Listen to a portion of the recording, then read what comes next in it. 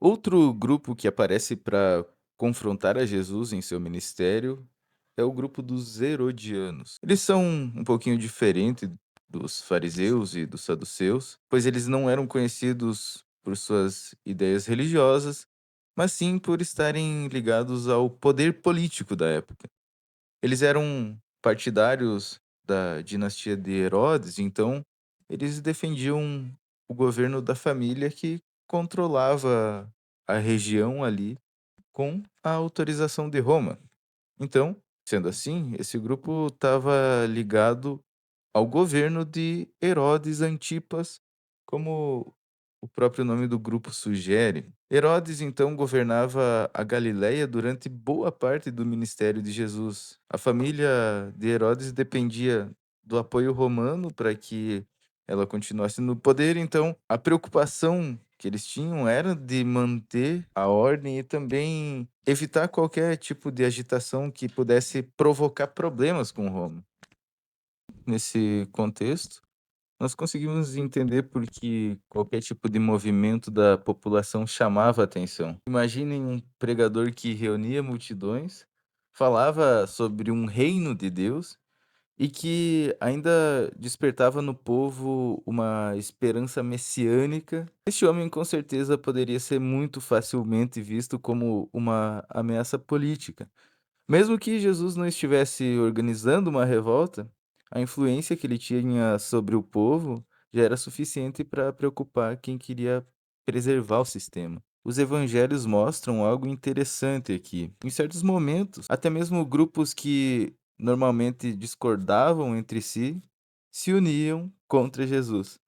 Isso está relatado em Marcos capítulo 6, onde é dito que os fariseus saíram e começaram logo a conspirar com os herodianos contra ele, para ver como o matariam. Religiosos rigorosos e defensores do poder político. Ambos se encontravam no mesmo ponto: eliminar Jesus. Outro episódio mostra bem essa tentativa de armadilha. Em Mateus, capítulo 22, versículos 16 e 17, nós vemos fariseus e herodianos se aproximando de Jesus com uma pergunta bastante capciosa: é lícito pagar tributo a César ou não? Era uma pergunta perigosa, pois se Jesus dissesse que não era lícito pagar impostos, poderia ser acusado de rebelião contra Roma. Mas se dissesse que era correto pagar, poderia perder o apoio do povo que odiava os impostos romanos.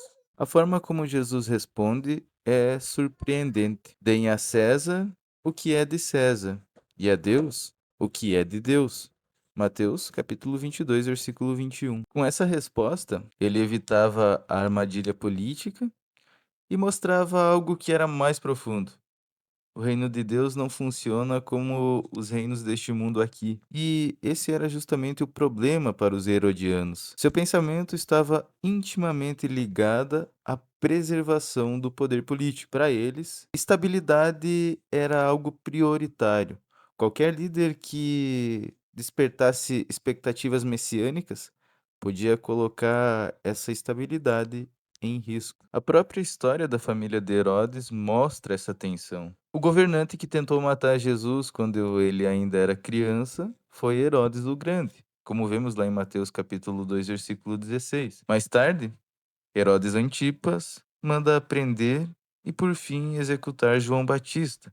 Marcos capítulo 6, dos versículos 17 até o 28. O poder político reagia sempre que alguém influenciava demais o povo, e por isso a oposição dos herodianos a Jesus não foi teológica, mas sim política. Eles viam em Jesus um possível fator de instabilidade, um líder que falava de um reino maior do que qualquer império humano. Mas o reino que Jesus anunciava não dependia de alianças políticas nem de estruturas de poder. Diante de Pôncio Pilato, Jesus declarou claramente: Meu reino não é deste mundo. João, capítulo 18, versículo 36. A história dos herodianos nos lembra de um perigo que existe ainda hoje. A fé pode ser usada como ferramenta de poder, pode ser misturada com interesses políticos e pode ser usada para apenas preservar estruturas humanas. Quando isso acontece, perdemos a capacidade de reconhecer o verdadeiro evangelho quando ele aparece. Assim como os grupos dos saduceus e dos fariseus, que eu já falei anteriormente, os herodianos também tropeçaram diante de Jesus. Não porque faltassem sinais ou evidências da parte de Jesus, mas porque os seus olhos estavam voltados apenas para o poder. E imaginem só, um Messias que veio para servir, sofrer e morrer numa cruz, não se encaixava nesse tipo de liderança que eles esperavam.